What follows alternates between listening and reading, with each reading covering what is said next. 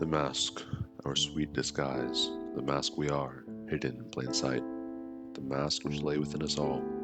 You know it is there, we all do. It is the inescapable truth. Whether we are to acknowledge our own, attack, or try to lift that of others, berate or disdain, it remains. Even when we are so eagerly forceful in convincing ourselves of this idea that we are we, when in reality, the mask has become us.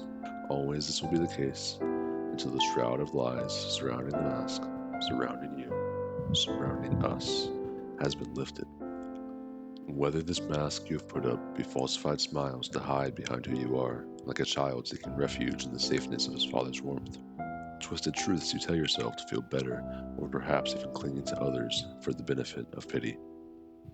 These, along with many more, are at the core of our mask. No matter the layers we give it, or the depth we associate with it, still it remains.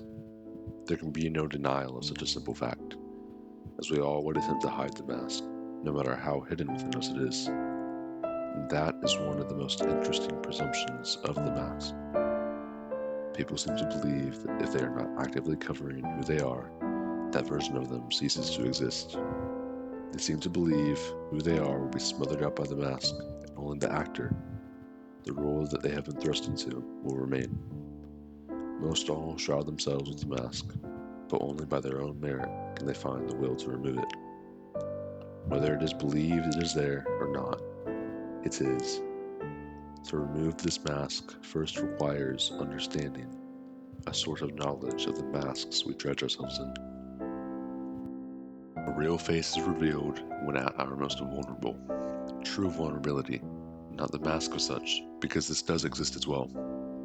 A falsified vulnerability exasperated by our unsure system of the mind, in which we feel this need to fill a hole with guilt, pity, sadness, or any other emotion half-heartedly trusted. If this is the case, is life without this mask even a possibility? Could it ever be reality? After all, it is the fears that we have most deeply sat which lead us to cover ourselves with such a disguise and cower behind the truth that we are. We hide who we are to escape the truth that we are more hollow and empty than society tells us that we must be. We cannot ever reveal we are not who we are, never reveal we are not all we make ourselves out to be. What is this mask? What is yours? This disguised personality, which in some way becomes truth, at least truth of appearance, finds each and every one of us. For instance, the mask of Christianity, in which we fall into the same routine and lifestyle, all for naught, all for this idea that we must follow this list, and if not, we may be made out to be who we are not. For to be made out as a fraud of the love of Christ, would be absolutely devastating. These people must fall into appearances, mimicking a love that they cannot feel, checking off a set list of what they must do. And if they do not follow this exact list, they will feel troubled, worrisome, like at any moment they may be smited in his fury, or worse, that they will not be accepted. That is the heart of this issue, acceptance, and to not show entirely and only love for God, would for outward appearances show that they are not worthy. This is cultural Christianity, in which people follow what the Christian culture tells them is right, going to church, and praying now, then, at dinner, before every meal, whenever they are told. They feel if they do not hold up to the standard, they will be made out as not good enough, not Christian enough, and thus become a fraud and a deserter to their own mask. Because this too is a mask just as much as any other. To fake the love of loving Christ, because if not, their whole lives will be just another lie. So many follow these set rules for religion, go to church to avoid themselves, only to listen half-heartedly so they may pretend that they are better than who they truly are. And so now think of an actor, one of the greats. To prepare for their role, first they must find their character. For some, live it too. And this is what I will focus on now. Acting as someone else, becoming so lost in their role to accomplish a goal. Immersement in who they are, or becoming, or whatever they may be now. They must live as their character, they must live a lie, behind a mask, never once knowing who they really are. Because to be someone else means losing who you are, putting on this enshrouding mask. In such our case, it is nearly the same, except in the end we do not receive a payout. Not always do we do it consciously. We do not much differ from that of someone in a theater, putting on a mask and playing their role. For us, we shroud ourselves in this mask, seeking validation. We seek validation in others, as to be loved is the end goal we all share. For in the end, all would love to be loved. That is the center of this issue, why at our core we put on a mask. We all seek that which we feel we do not hold, thus becoming insecure in the lie that we cannot be loved, causing the masks that we put on. Because if we are never really seen, someone not loving us would not hurt nearly as much. We feel unloved without first proper validation, for it is this deep-seated need for approval that drives nearly everyone. Look around you. See those who enshroud themselves with the mask. It is not difficult. Some are blatant and on the surface. Others are an intricate web that requires true searching to find. But to search for this requires first taking off your own mask, so we may see those others put up. There are so many masks and examples of such, and personalities there displayed. One of these masks may smile giddily at you and every newcomer, everyone they see, though when the doors close, this is far from the truth of who they are. They may give this outward appearance of someone who has never had any pain, when in truth they can hardly handle the pressure building up within them, inching ever closer to showing who they truly are. But all these people know, all any of us know, the only way they feel they can have love and not fear losing it in the same vein would be to continue smiling through the pain, putting on a mask of everything being alright. If not, they could be made out as a fraud. And perhaps another may have separated personality from mind, possibly in highly likely a cause of a deep-seated insecurity cultivated in their own minds.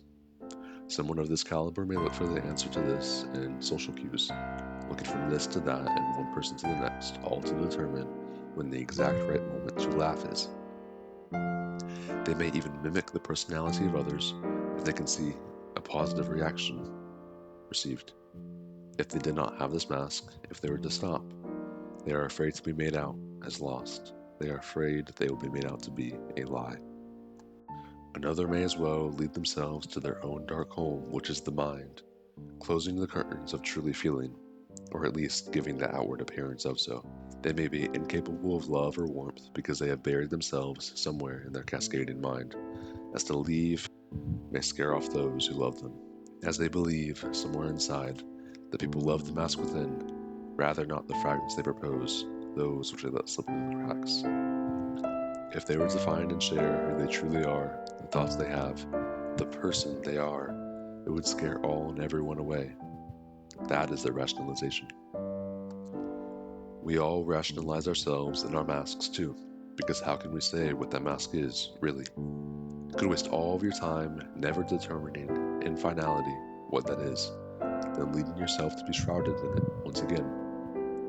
And so, no matter how many words I say, it will never be truly defined.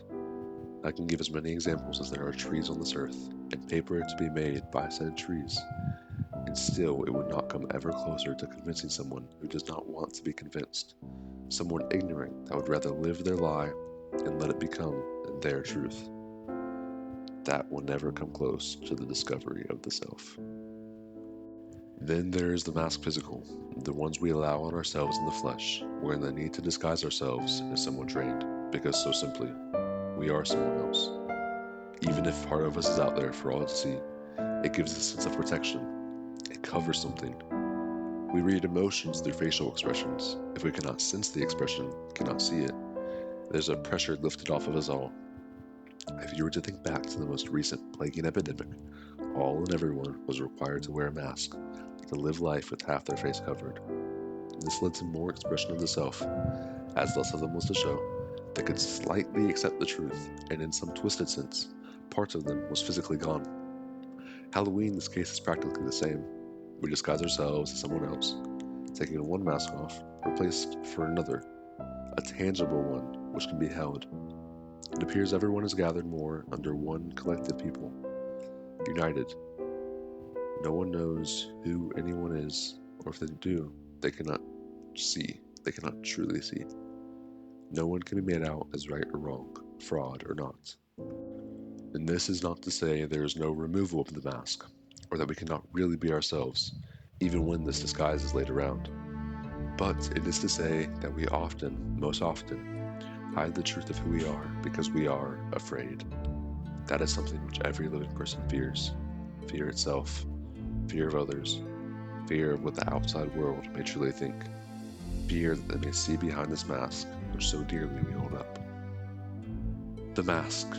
As we all fake who we are to some extent, how do we find the truth? It comes in acceptance, accepting who you are at all moments, and running with it. Easier said than done, I know. This was simply written for those with the mask to acknowledge it, what is there and what is missing, and to give some hope that one day you may find it off. Hope that one day the lie of the disguise shatters. Oscar Wilde says, the most important kind of freedom is to be what you really are. You trade in your reality for a role. You give up your ability to feel. In exchange, put on a mask.